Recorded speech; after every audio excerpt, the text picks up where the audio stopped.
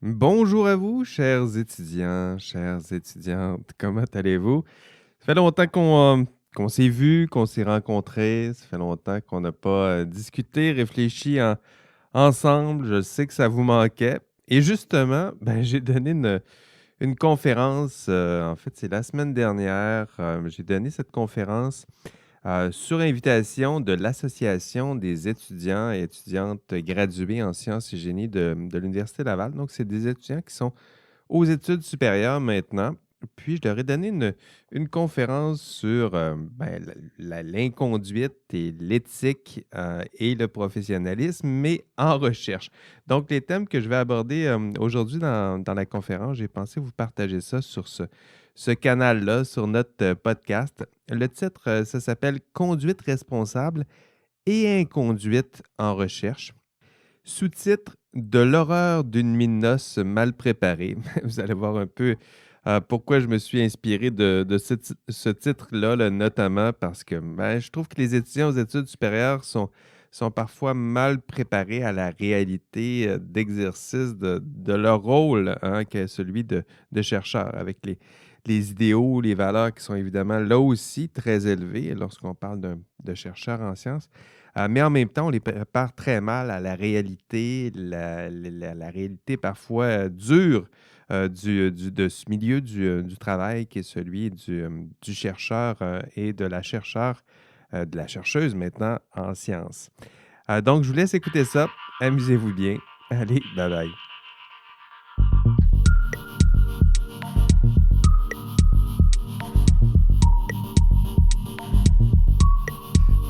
On va parler de cette opportunité-là. Moi, je trouvais que c'était vraiment une chance pour moi de rencontrer mes anciens étudiants, parce qu'il y en a plusieurs qui m'ont déjà croisé dans le cours éthique et professionnalisme. Mais vous le savez aussi, ma passion, c'est l'éthique, mais la conduite responsable en recherche. Donc, ça me donnait l'occasion de reprendre cette vieille discussion avec eux, puis de discuter avec les nouveaux étudiants qui sont arrivés depuis la faculté de sciences et génie. Donc, je me présente peut-être avec plus de détails. Donc, qui suis-je? Pour comprendre qui je suis d'abord un homme de science. Donc, ça, c'est ma passion, la science. J'ai commencé par un bac en agronomie. J'ai fait une maîtrise en génie génétique. Donc, ça, c'est mon background. Là. À l'époque, là, je faisais des petites manipulations génétiques, là, du clonage, puis de la transgénèse animale. Ça ressemblait à ça, ma journée. Donc, j'ai fait de la science, j'en ai fait sur le terrain. J'ai vu à quoi ça ressemblait. J'ai vu à quoi ça ressemble la recherche en sciences. Mais à l'époque, il y avait aussi le débat, puis on voit de micro-pipette pour retenir, pour piquer, pour introduire du matériel génétique. Mais à l'époque, ce qui se passait, c'est qu'il y avait le débat justement sur les OGM, sur le clonage, sur les enjeux éthiques liés à tout ça. J'ai décidé de faire une thèse, donc un beau doctorat, justement sur les enjeux éthiques liés à la recherche. Hein. À force à chaque jour, là, on questionnait un peu ce que je faisais, la pertinence, la moralité même de ce que je faisais, puis de ce que mes collègues faisaient. D'où l'importance, tranquillement, ces questions-là ont pris un peu plus de place. Puis j'ai décidé de consacrer quelques années pour réfléchir, lire, analyser, consulter, me faire un réseau. Donc ça, c'était mon plan à l'époque, essayer de comprendre un peu mieux mon rôle, parce que c'est le sujet de ma thèse, ça a été ça, hein, d'essayer de comprendre le rôle social des chercheurs en sciences. Donc, on salue celui qui vient de me croiser sur sur la scène. C'est charmant. Le rôle social des chercheurs en sciences. Donc, moi, c'est ça mon sujet de thèse. Prendre un petit pas de recul de la science. Donc, j'étais plongé dans la science et prendre un pas de recul ou un pas de côté, il faut voir, pour observer la science, essayer de mieux comprendre qu'est-ce que la science, qu'est-ce que je faisais, que font mes collègues, quel est notre rôle en société. Donc ça, c'est mes sujets préférés. Et depuis, oui, j'enseigne, mais je fais aussi de la recherche sur... mon objet principal de recherche, ce sont d'une part les étudiants en sciences et génie, Donc, ceux et celles qui seront des professionnels en sciences et génie, ça, c'est mes petites bébites préférées ces temps-ci. Et les autres, c'est les chercheurs eux-mêmes. Donc, moi, mes petits rats de laboratoire, là, ce sont ces chercheurs. Donc, les observer, regarder ce qu'ils disent, distinguer, faire les nuances, c'est-à-dire que des fois, il y a des différences entre ce qu'ils disent, ce qu'ils font et ce qu'ils font pour de vrai. Donc, entre le discours rationnel puis le comportement social de ces petits acteurs-là. Donc, j'aime bien me positionner comme ça, un observateur de la science, un observateur de la recherche. Et je sais que les chercheurs n'aiment pas ça que lorsque je dis ça, là, mais moi, c'est mes petits rats de laboratoire, ce sont un peu, d'une certaine façon, ce sont eux, mes petits rats de laboratoire. Donc ça, c'est moi. La phrase qui a guidé ma présentation aujourd'hui, c'est celle-là. Hein, les jeunes chercheurs apprennent malheureusement leur métier de chercheur comme on apprenait autrefois le sexe. Donc, il y a toutes sortes de choses là-dedans. Là. Les jeunes chercheurs, c'est vous. Vous êtes en construction et vous apprenez tranquillement votre métier, à quoi ça ressemble la recherche. Et Bruno Latour ajoute, ils apprennent leur métier comme on apprenait autrefois le sexe, dans l'horreur d'une nuit de noces mal préparée.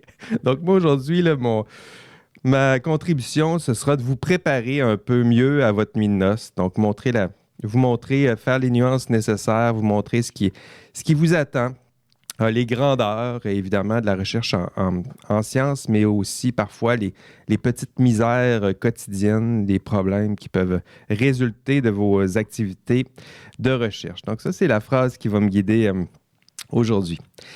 Pour bien faire ma présentation, d'abord, je distinguerai deux acteurs principaux dans ma présentation, les scientifiques et les chercheurs. Donc, moi, je m'intéresse davantage aux chercheurs. Les chercheurs, c'est ceux qui existent, c'est ceux que vous croisez, c'est ceux que vous avez croisés aujourd'hui. C'est quelques-uns qui sont même aujourd'hui dans cette salle. Ça m'intéresse. Et celui qui m'intéresse moins un peu, c'est le scientifique. Et le scientifique, il est intéressant. C'est un autre personnage intéressant, mais c'est pas lui que je vais voir aujourd'hui. Hein. Le scientifique, c'est celui que vous voyez le dimanche, la découverte. Là. Vous le voyez là, comment ça s'appelle l'émission scientifique? Là? Génie, peu importe, là, avec Monsieur Carly. Là. Donc, vous voyez, là, toujours avec le petit sarrau, c'est une personne, un personnage. Hein? Il incarne une certaine conception de la science. Et la conception de la science est la suivante. La science, elle est certaine. Pour eux, la connaissance, elle est objective. Elle est froide au sens où elle ne change plus vraiment. Hein? Les faits sont là. Tout ce qu'il nous reste à faire, c'est les vulgariser, les diffuser, nous les expliquer. Et pour lui, la connaissance, elle est dépolitisée. Il y a pas de, vous n'entendez pas le dimanche, M. Tisser vous raconter les liens entre les politiques scientifiques ou les politiques de financement et la recherche. Non, lui, il se concentre sur les faits, ce qui est maintenant assez consensuel, ce qu'il reste seulement à vulgariser. Et donc, toujours pour ce scientifique-là, la science, elle est asociale. Donc, elle serait coupée de la société. Ce serait difficile de voir les traces de la société, même dans ce contenu-là. C'est une conception qui est intéressante, mais en même temps, ça nous permet difficilement d'explorer les vrais problèmes en recherche parce que cette conception-là, elle est un peu idéalisée, elle est un peu fermée. D'ailleurs, si on demande à des jeunes de dessiner un scientifique, c'est intéressant que cette caricature-là ou cet archétype-là finit par s'incruster dans les esprits et dans les vôtres sûrement. Je l'ai fait récemment, j'ai donné une conférence dans une école secondaire, puis je leur ai demandé carrément de me dessiner des scientifiques comme ça. Là. Donc, puis évidemment, lorsqu'on ne leur donne pas d'image à l'avance, on leur dit « dessinez-moi des scientifiques ». Typiquement, on arrive toujours à peu près à la même conception, toujours à peu près les mêmes critères. C'est un homme. Ben oui, c'est un homme, il est blanc. Souvent, il y a un sarrau. Eh oui, le sarrau blanc, ça fait partie du... Il y a une barbe, des moustaches, puis ça fait partie aussi de son look. Les lunettes, ça fait sérieux, ça prend des lunettes. Puis il est entouré là, de matériaux, de tout ce qu'on a besoin pour faire de la recherche classique, typique, là, des Bécher, des Erlenmeyer. Puis là, Il y a certaines versions de ce scientifique-là là, que les cheveux sont un petit peu plus hirsutes, là, puis il crie Eureka, un petit peu à la Einstein, je dirais. Là. Ou des fois, il y a un petit projet secret, puis il se frotte un peu les mains. Ça, c'est la version un petit peu dark, je dirais, de ce modèle-là. Mais c'est à peu près toujours les mêmes critères. Hein, ce test-là, ça s'appelle a Draw a Scientist Test. C'est DAST. Donc, c'est un test qui est bien formalisé, je dirais, et c'est répété à plusieurs reprises. Et on arrive toujours à ces critères-là, c'est-à-dire que ce modèle-là, cet archétype-là va s'incruster tranquillement au cours de votre progression scientifique. Et ça commence, ici on voit à l'écran dès la maternelle où on commence à avoir une conception vague, mais tranquillement, là, ces petits critères-là, là, la moustache, les lunettes, le sarrau blanc, le nombre d'indices va augmenter au fur et à mesure que vous vous rapprochez, je dirais, du cégep, jusqu'à temps que vous croisiez peut-être de vrais chercheurs, puis là, ça peut dévier un peu. Donc là, en ce moment, là, vous commencez la recherche, études supérieures. Je dirais que cet archétype-là commence à être bousculé un peu lorsqu'on arrive à l'université, au bac, puis qu'on croise des chercheurs pour se rendre compte que, bon, ils n'ont pas tous des moustaches, c'est pas tous des hommes, puis il y en a de toutes sortes de couleurs, d'origine. Donc voilà, il faut sortir un peu de cet archétype-là, du moins si vous voulez comprendre avec moi la réalité, les défis quotidiens, les problèmes en recherche. Celui qui m'intéresse davantage, c'est le chercheur. Hein? Le chercheur. Et le chercheur, ça ressemble à ça. Donc, j'en ai mis quelques exemples. Donc, vous en connaissez sûrement quelques-uns. Et vous voyez bien à l'écran là, que c'est pas tous des hommes, ils sont pas tous blancs, ils n'ont pas tous des moustaches, ils n'ont pas tous des lunettes. Il y a peut-être M. Langdo, là. Il est où, M. Langdo? Bon, il y a peut-être M. Langdo, d'ailleurs, on le salue, là, qui représente un peu bien là, l'archétype du... il manque juste le beau sarrau blanc. Mais vous voyez aussi dans la diversité des sciences, pas seulement des sciences pures et dures, là. F. Dubé, anthropologue, Nadia en sciences de l'éducation, ici Véronique, c'est en nutrition, me semble-t-il. Donc, vous voyez que ça peut varier. C'est pas nécessairement l'archétype et ces vrais chercheurs-là peuvent être pris avec de vrais problèmes. Et pour eux, la connaissance, comparativement aux scientifiques, pour eux, la connaissance, elle est incertaine. Ben oui, il y a une forme de certitude, il y a un savoir qui est assez consensuel, mais en même temps, ils font de la recherche. Donc, il y a une partie du savoir qu'ils peuvent mettre en doute, qu'ils tentent d'améliorer. Il y a des parties qui leur semblent moins bien définies ou peut-être fausses. Puis, on fait des protocoles expérimentaux pour tranquillement se rapprocher de la vérité. Donc, incertaine en ce sens. Subobjective. Donc, subobjective, ça veut dire que la connaissance qui est produite pour ces chercheurs-là, elle est liée à un sujet. Hein, un sujet au sens de personne juridique. Il y a une personne. Hein, quand on publie, on dit telle personne, on dit tel fait, et on l'associe, entre parenthèses, là, aux chercheurs qui ont démontré ces faits. Hein, on ne se contente pas de juste dire tel fait existe et ces faits sont incontestables. On dit plutôt tel fait a été démontré par telle équipe, tel chercheur. Donc, subobjective en ce sens. Pour eux, la connaissance, elle est chaude, elle est sur le point de changer, elle pourrait changer. On s'appuie sur une espèce de vérité provisoire, elle est là, mais elle pourrait très certainement être améliorée. Du moins, pourquoi faire de la recherche si ce n'est pas pour améliorer tout ça?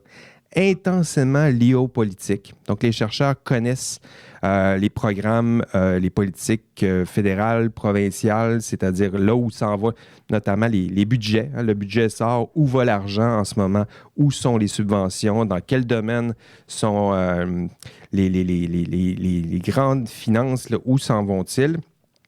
C'est lié aux enjeux sociaux. Donc, pour eux, la recherche, c'est une certaine façon de contribuer au bien commun. On va souvent associer une partie de sa recherche à un enjeu, à un bien, à un projet qui tient à cœur soit aux chercheurs ou qui est promu par les bailleurs de fonds. Donc, lié aux enjeux sociaux de cette façon. Donc, c'est cette première distinction-là que je voulais faire avec vous. La différence entre la science, l'archétype, le scientifique et la recherche, le vrai chercheur qui est pris avec toutes sortes de joutes concrètes. Et enfin, les chercheurs, on a vu, c'est pas juste l'archétype de l'homme blanc à moustache. Je vous parlais de problèmes et quels sont-ils les problèmes en recherche? Les problèmes sont assez importants. D'abord, il y a des manquements. Est-ce que ces manquements sont fréquents? C'est intéressant. Les chercheurs vont commettre des manquements et statistiquement, on dit qu'un chercheur sur 3 va commettre un manquement. C'est pas nécessairement une fraude avec un grand F, là. Un chercheur sur 3 va commettre un manquement dans l'exercice de son rôle de chercheur. Donc ici, là, j'ai le tableau pour vous. Ça a été publié dans Nature. C'est en quelle année? En 2005. Et il n'y a pas de raison de croire que ça a diminué depuis 2005. Donc ici, j'ai pris ça parce que ça avait été publié dans Nature. C'est un bel article qui a été souvent cité et recité. Et ce qu'on voit, on voit entre autres, on voit deux choses. D'abord, il y a une fréquence qui est là. Donc, il y a certains comportements qui peuvent varier en fréquence. Je dirais que plus ils sont graves, moins ils sont fréquents. Moins ils sont graves, plus ils ont tendance à être fréquents. On voit aussi qu'il y a une petite variation au niveau du mid-career. Puis, donc, les chercheurs qui débutent leur carrière, pour certains manquements, c'est plus tentant. Alors que les chercheurs en fin de carrière, il y a d'autres manquements qui sont plus tentants. Et les manquements, de quoi parle-t-on? On parle de falsification, fabrication de données. Désolé de vous l'apprendre là, si vous ne le savez pas, mais certains chercheurs mentent. Ouais, je sais, ça fait mal. Falsification, fabrication, violation de la protection du participant, non-divulgation des liens d'intérêt, des relations délicates avec certains participants, certains étudiants, étudiantes, vol d'idées, utilisation des idées des autres. Donc là, ici, c'est un chercheur sur 3 qui, une fois dans sa carrière, va faire ça ici, là. Non-publication de données qui contredisent ses propres travaux. Non-respect de procédures encadrant la protection du participant. Non-divulgation concernant l'utilisation de données erronées. Changement du design de recherche en cours de route. Et d'autres, et on voit ici là, que ça peut augmenter ici. Là, lorsqu'on est rendu dans le changement de design, la fréquence est plus grande, alors que falsification, fabrication, la fréquence est beaucoup moins grande. Évidemment, il y en a un qui semble plus grave que l'autre. Et les autres comportements, donc publication des mêmes données ou des mêmes résultats dans plus d'un article.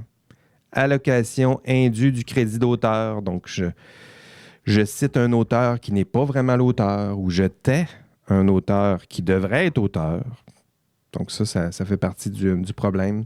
Refus, rétention, retard de publication pour toutes sortes de bonnes et moins bonnes raisons.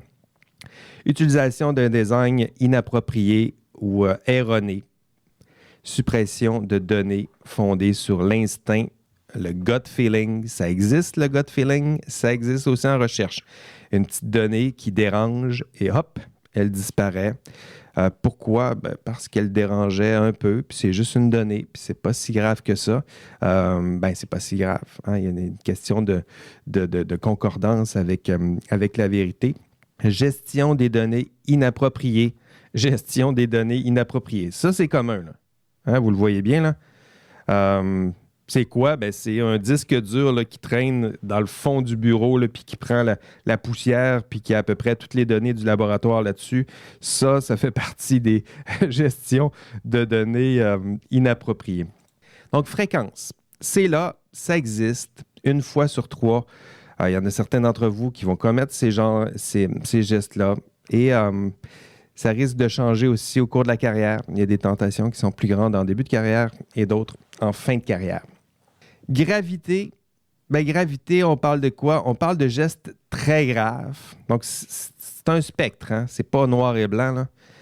Il y a des comportements qui sont plus ou moins blâmables, plus ou moins sanctionnables. Je vais vous en donner quelques-uns. Et il y en a des très blâmables ici.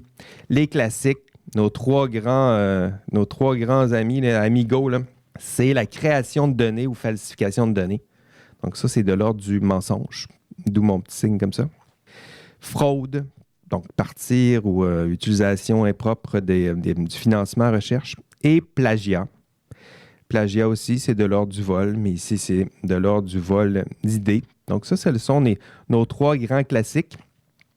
Et il y en a certains qui se font prendre. Ici, je ne la passerai pas, là, vous n'aurez probablement pas le son. Mais c'est M. Oussouk, désolé pour ma prononciation, qui s'est fait prendre pour à peu près les trois. Donc, plagiat, fraude, nommez-les, là, il a à peu près tout fait. Et ça existe. C'est rare, évidemment, parce que c'est très grave. Mais ça ne veut pas dire qu'il n'y a pas des petits comportements moins graves, mais qui peuvent parfois être aussi problématiques dans la mesure où ils sont plus fréquents. Et de quoi parle-t-on?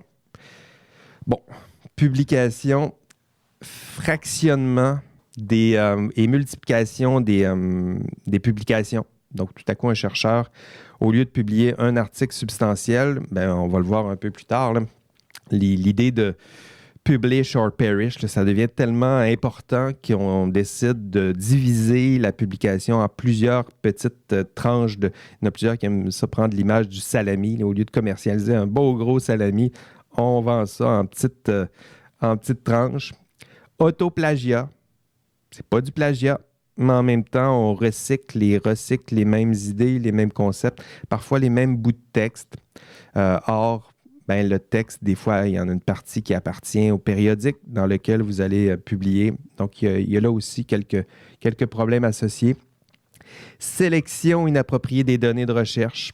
Manipulation indue d'images. Des fois, ce n'est pas carrément falsification, fabrication. Des fois, c'est quelques petites modifications qui trompent un peu le lecteur.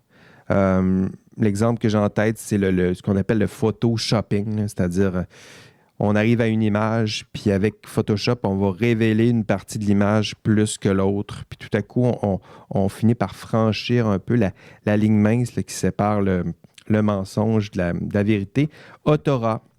Il y a plein de problèmes de moyenne gravité là, qui se promènent là. Allocation injuste du crédit d'auteur. Puis un petit auteur là, qui s'ajoute parce qu'on l'aime bien, parce que c'est un allié, parce que toutes sortes de bonnes et moins bonnes raisons. Ou il y a tel auteur qui n'aura pas droit de citer parce que ça pourrait être problématique même d'avoir tel auteur dans notre article. Je pense entre autres à des questions de financement. Tout à coup, l'auteur ici n'apparaîtra pas parce que ça pourrait révéler un conflit d'intérêts. Ça s'est déjà produit. Appropriation indue du crédit d'auteur. Donc, on cite un auteur, on prend ses mots, on prend ses idées sans nécessairement le citer de façon appropriée. Donc, ça fait partie des pratiques, on dit discutables parce qu'elles sont discutables, parce qu'on en discute souvent autour de la machine à café. Mais ces problèmes-là peuvent être problématiques, je le disais, en raison de leur nombre. Lorsqu'on cumule tout ça, ça peut créer des problèmes importants au cœur de la recherche. Donc, les problèmes qui existent, qui sont assez fréquents. Un chercheur sur 3 va commettre ce genre de gestes-là, qui peuvent évidemment varier en gravité, mais vous le saurez. Hein, vous commencez en recherche, vous le saurez, ça existe. Et si vous ne gérez pas prudemment, vous risquez de sombrer dans ce côté obscur. Et ça commence tôt. Et vous êtes tous et toutes concernés. En classe, je m'amuse avec cette question-là. Si je vous demandais à vous, vous êtes plusieurs là, en ligne, vous êtes 61. Si je vous demandais de vous donner une note de 0 à 100, où 100, c'est une personne incorruptible, parfait, honnête, parfaitement honnête, et 0, mais totalement malhonnête, totalement problématique.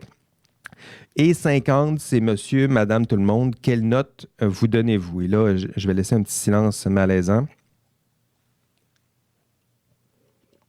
Ça me permet surtout de prendre une gorgée de café.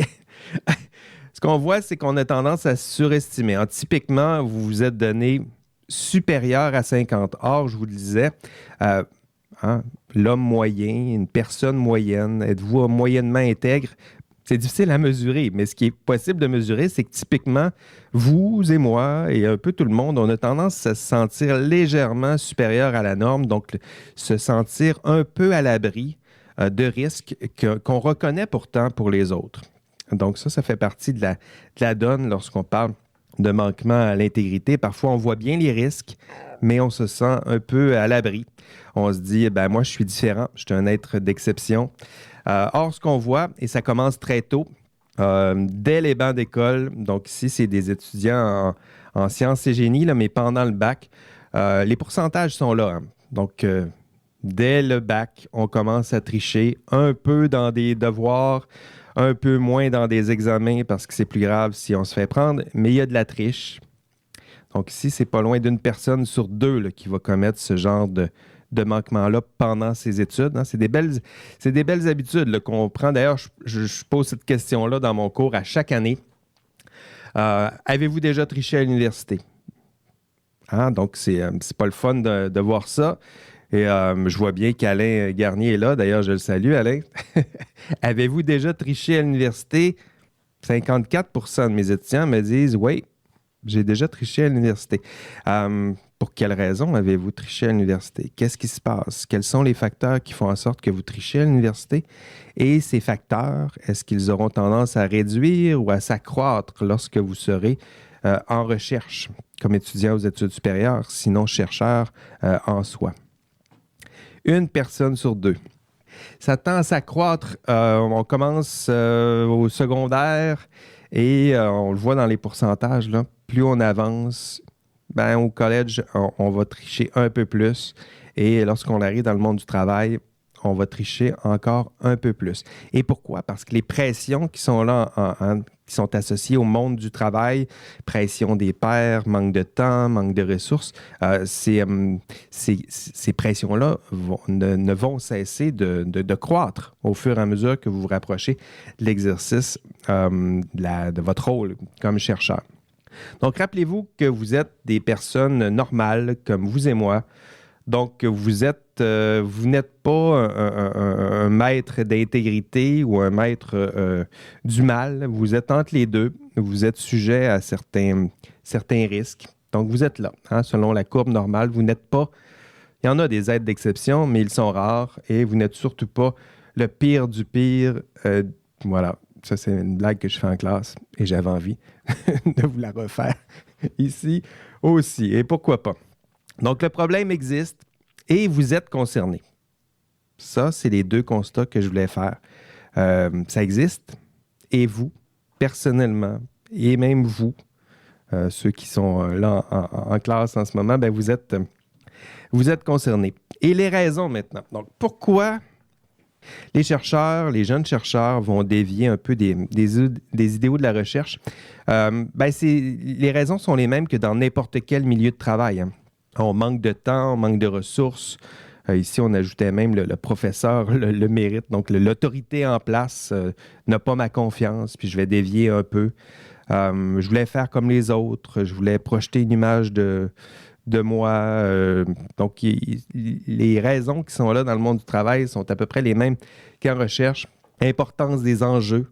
Alors, lorsque vous allez gérer des montants, des subventions de recherche, ben, il y a une responsabilité associée. La pression de publier est là. Et parce que la pression est là, ben, il y a des tentations qui vont s'ajouter. On n'est pas vraiment surveillé, ou très peu en recherche, hein. On est surveillé entre nous. On manque de temps, je l'ai déjà dit. Il y en a certains qui ne connaissent pas non plus les normes en recherche. C'est important de les savoir. Quelles sont les normes qui balisent votre rôle? Quelles sont les sanctions si jamais vous faites prendre? Et ça, parfois, c'est mal connu. Influence des pairs. Dans quel laboratoire allez-vous travailler?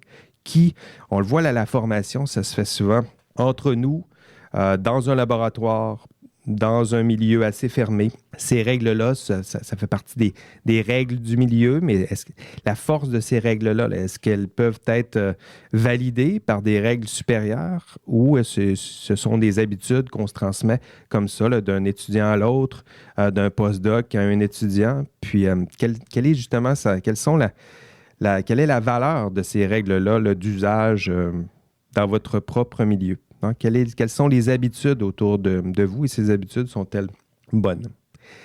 En recherche, ce qui explique pourquoi un chercheur va dévier un peu des idéaux de la recherche, moi, j'ai divisé entre des raisons internes, des raisons externes. Commençons par les raisons internes. Les raisons internes, en matière d'éthique, c'est souvent les mêmes. Le logos, donc la raison, ce que vous savez, Les normes, j'en parlais un petit peu. Qu'est-ce que vous savez des normes? Que savez-vous de votre rôle attendu? Donc, si on parle de la connaissance, connaissez-vous bien votre rôle? Connaissez-vous bien les normes? Connaissez-vous bien les sanctions? Donc, ça fait partie d'un pôle d'influence individuelle. Sinon, on pourrait mieux vous former. Ça ferait partie des tâches à faire. L'éthos. Donc, ça, c'est un des éléments importants lorsqu'on parle d'éthique. Les habitudes. J'en parlais des étudiants là, au bac, là, ils ont pris certaines habitudes. Ça se peut que ça influence leur comportement éventuellement. Le pathos, donc ce qui dépasse l'individu. Peu importe votre connaissance, peu importe vos habitudes, il y a des inclinaisons, des biais, des pulsions. Ça dépasse évidemment notre volonté et ça fait partie néanmoins des facteurs internes qui peuvent expliquer pourquoi une personne va commettre ce genre de manquement. Facteurs externes maintenant. On parle davantage les conflits de rôle. Ça, c'est important en recherche. Le chercheur a plusieurs rôles. Et pression organisationnelle, donc les pressions qui sont imposées par l'organisation même, les institutions qui financent puis qui accueillent la recherche. Les rôles. Le chercheur est pris avec toutes sortes de rôles. Il doit à la fois enseigner, donner des conférences comme ça à gauche, à droite, aller dans des congrès. Donc, l'engagement social, ça peut partir de là aussi. Certains sont entrepreneurs aussi au passage, puis doivent faire des tâches de recherche pure et dure à travers ça, encadrer des étudiants. Donc, comment concilier tout ça? On le voit que ces rôles-là, lorsqu'on dit un conflit, là, ne serait-ce qu'en ressources, en temps, par exemple, de travail, mais le chercheur, il ne peut pas tout faire ça dans le même 24 heures. Là. Donc, il ne peut pas faire... En fait, il doit partager la tarte de temps de travail entre ces 4 grands pôles. On voit que ne serait-ce que pour le temps et les ressources, ces rôles-là peuvent être en conflit. Le chercheur doit faire toutes sortes de tâches. Lorsqu'on tente d'exceller en recherche, ici, c'est un schéma proposé par Bruno Latour. Il nous rappelle que le chercheur, pour exceller en recherche, doit exceller à toutes ses tâches. Donc, la phase 1, c'est mobilisation du monde, être capable de produire beaucoup de données, des tableaux, produire des articles. Ça, c'est seulement la phase 1. La phase 2, autonomisation, je vais le dire, de la recherche. Donc, créer des collègues, le mentorat, créer des étudiants, former des étudiants, accompagner. Ça fait partie de la deuxième tâche. Alliance, oui, créer des alliances entre l'État, entre l'industrie, entre l'université. Prenez n'importe quel champ de la recherche. Tu sais, moi, je m'intéresse à l'intelligence artificielle en ce moment. Regardez comment c'est efficace, le système de la recherche en matière d'intelligence artificielle. Créer des liens entre l'État, l'industrie, l'université. Mise en scène, oui, comment se créer un récit pour le mettre en scène, les relations avec le public, les médias, et à la fin, créer un lien. Ça, c'est ce qui est intéressant de Latour, là. Il dit que la science est importante, les concepts sont importants, mais c'est ce qui crée un lien entre tous ces horizons de tâches-là. Donc, l'intelligence artificielle, si on prend l'exemple, c'est ça qui crée le lien entre ces 4 autres grandes phases. C'est ce qui permet au chercheur d'exceller dans son champ. Et c'est vrai aussi pour votre futur champ de recherche. Latour nous rappelle... Et ça, il faut le savoir. Et lui, il parle du cycle. Certains vont parler d'un cercle vicieux, mais pour lui, c'est le cercle vertueux plutôt. Ça veut dire que le chercheur doit produire des données. Produire des données lui permettra de produire des arguments. Produire des arguments lui permettra de publier des articles. Publier des articles lui permettra d'aller chercher de la reconnaissance. La reconnaissance permet d'aller chercher des subventions, puis éventuellement, avec les subventions, on va rechercher du nouveau personnel qui, eux, vont nous aider à aller chercher des nouvelles données, des nouvelles publications. Donc, c'est ça le cycle. C'est que les 3 formes de crédit, la crédibilité, la reconnaissance, crédit au sens de je te donne du crédit, de la reconnaissance, c'est le crédit au sens de sonnant et trébuchant de l'argent. Et c'est une belle boucle. Et si vous n'êtes pas capable de faire circuler cette boucle-là, vous serez expulsé du système. Donc ça fait partie du cercle vertueux. James D. Watson, co-découvreur de la double hélice, nous rappelait ça. Il y a des tâches qu'on doit faire parce qu'on doit les faire si on veut exceller en recherche. Il dit, s'il veut exceller en sciences, le chercheur doit d'abord participer à la communauté de la vie, de la communauté scientifique, plutôt fréquenter d'autres scientifiques, assister à des congrès, discuter avec des compétiteurs, leur être solidaire. Et cela, ajoute-t-il, même si cela n'est pas toujours agréable. Ben oui, c'est pas toujours agréable, mais il faut le faire. Ça fait partie des tâches, comme plusieurs tâches que nous avons à faire. Alors, on doit les faire si on veut exceller en recherche. Donc, je parlais de différentes pressions externes, accroissement des pressions, réduction des ressources. Ça fait partie des enjeux en recherche. Toutes sortes de pressions qui sont en accroissement en ce moment aussi. Les ressources, ben, ils sont limitées. Ça, c'est toujours le cas. L'exemple que j'ai envie de vous donner pour vous, c'est le fameux publish or perish. Là. Donc ça fait partie d'une des pressions importantes en recherche. On doit publier. On doit publier, sinon on meurt. Hein? Publish or perish, c'est ce que ça veut dire. Il y a toutes sortes d'autres pressions qui sont accompagnées ou qui sont associées. La pression d'agrégation. Je dois être agrégé et pour être agrégé, je dois publier. Puis là, je suis pris dans cette boucle-là et je dois publier si je veux être agrégé. Accroissement de la valeur d'une publication. Donc, vous le voyez, l'intensité. Là.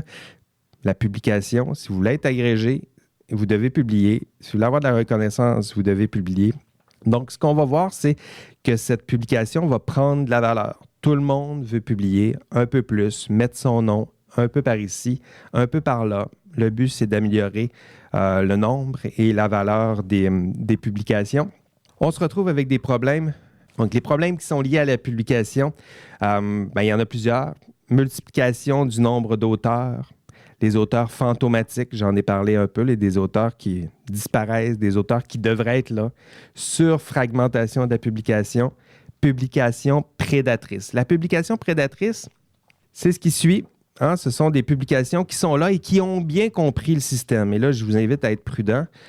Ils ont compris que vous êtes soumis à toutes sortes de pressions et vous serez sollicité de toutes sortes de façons. Souvent, c'est par courriel. Et on vous dit, ben, c'est facile, tu as juste à publier. Puis si tu publies, tu as juste à nous donner un peu de sous, puis tu auras un processus de publication accéléré. Puis comme ça te permettra d'avoir plus de publications. Puis avec ces plus de publications-là, ça te donnera un petit peu plus de prestige, un peu plus de subventions.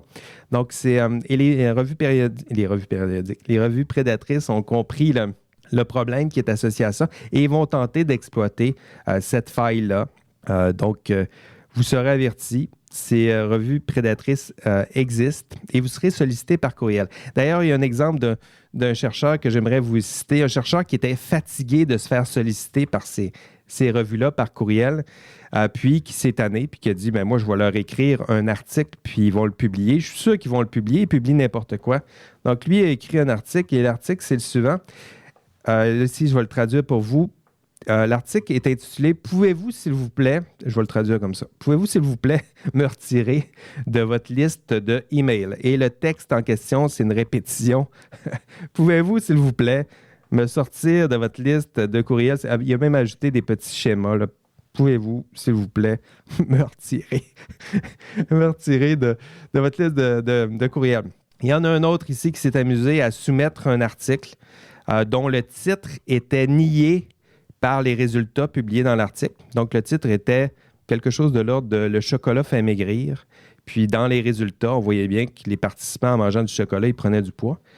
Puis, il s'est dit « Je vais soumettre quand même cet article-là à toutes sortes de revues ». Puis, le résultat est un peu alarmant. On arrive à plusieurs périodiques qui ont accepté de publier cet article-là, malgré le fait que, je le disais, le titre était complètement était nié par les résultats qui étaient contenus à l'intérieur de l'article.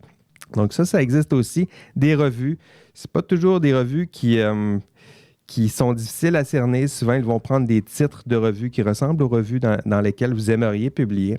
Mais néanmoins, le processus de révision par les pairs est souple, sinon existant, et ça peut devenir problématique pour vous. Pressions externes, c'est expliqué. Il faut s'en souvenir, les idéaux de la recherche, ils sont là et ils sont nombreux, même si je donne un portrait un peu navrant de la recherche. Nos idéaux sont là et les idéaux sont les suivants. Pourquoi fait-on de la recherche? Mais pour explorer l'univers, construire un monde meilleur, définir, redéfinir l'homme, maîtriser la nature, l'énergie, la matière, comprendre le monde, accroître le savoir et tendre vers la vérité. Hein? Ce n'est pas une vérité qui est atteinte, c'est une vérité que nous tentons collectivement d'atteindre. À être un chercheur, c'est ça. C'est pas un trouveur, c'est pas un détenteur de vérité, c'est un chercheur. Et les normes, j'en parlais un peu plus tôt. Si vous demandez quelles sont les normes pour me guider en recherche, les normes viennent de 3 lieux, de 3 endroits. Celui qui paye. Donc, celui qui paye, là, les bailleurs de fonds, vous impose des normes. Si vous cherchez les normes, les règles, les sanctions possibles, allez voir sur le site de votre bailleur de fonds. Celui qui publie vous impose des normes. On ne peut pas publier n'importe quoi dans n'importe quelle revue. Les revues vous imposent des standards, des règles. Si vous contredisez ces règles, il y a des sanctions qui seront imposées par ces revues. Et l'institution, évidemment, qui vous accueille. Si vous faites de la recherche à l'Université Laval, l'Université Laval vous impose des règles, des normes. Et il y aura des sanctions appropriées si jamais vous décidez de franchir la ligne. Et tout ça, ici à l'université, est encadré par l'éthique et l'intégrité, la conduite responsable en recherche. Aux chercheurs, on lui demande d'une part d'être engagé socialement, donc de protéger l'individu, le sujet, le participant à la recherche, de participer au bien commun, donc d'être engagé en ce sens. Et d'autre part, on lui demande d'être dégagé. Donc, c'est ce double mouvement là, vers lequel je veux pointer. Être engagé socialement, mais en même temps, être dégagé socialement. Il y a des valeurs au cœur de la science qui servent justement à rester un peu en retrait de la société. Hein? Protéger les fins, la vérité, la connaissance, protéger les moyens de la recherche, la méthode scientifique, la rigueur qui est associée à ça, protéger les chercheurs, la communauté, partager le savoir, reconnaître les contributions des autres. Ça fait partie de cette deuxième voie qu'on appelle l'intégrité en recherche. Et cette intégrité, elle est nécessaire. Hein, pourquoi est-ce important d'avoir un savoir rigoureux, fiable? On l'a vu cette année là, avec la désinformation, les problèmes qu'on a eus associés à cette pandémie, cette damnée pandémie. On a besoin du socle de la science, de la vérité, des chercheurs qui restent intègres. Imaginez si tout ça sombrait. C'est notre dernier rempart, c'est notre dernier mur. Si collectivement, nous ne faisons pas les efforts nécessaires, on le voit là, en pleine crise, on a besoin de ce dernier mur. Et ce mur ne sépare pas, encore une fois, ceux qui détiennent la connaissance de ceux qui ne l'ont pas. Ce mur ne sépare pas ceux qui disent vrai de ceux qui disent faux. Ce mur sépare ceux qui prétendent détenir la vérité de ceux qui la cherchent patiemment, rigoureusement et avec méthode. Et ça fait partie de l'intégrité en recherche et plus largement, ça fait partie de la conduite responsable en recherche. Et ça commence ici avec vous. Voilà, j'ai terminé. Je suis prêt à avoir vos questions. Je suis bien hâte de vous entendre.